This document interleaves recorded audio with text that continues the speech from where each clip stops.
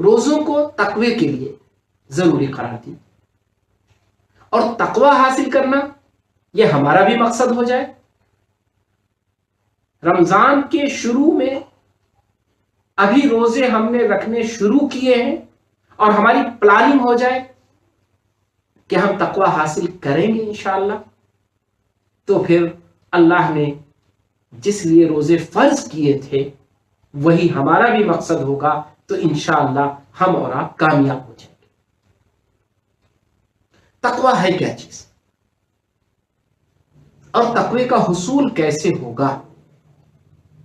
क्या यह automatic result है कि इधर आपने रमजान के महीने मुकम्मल किए,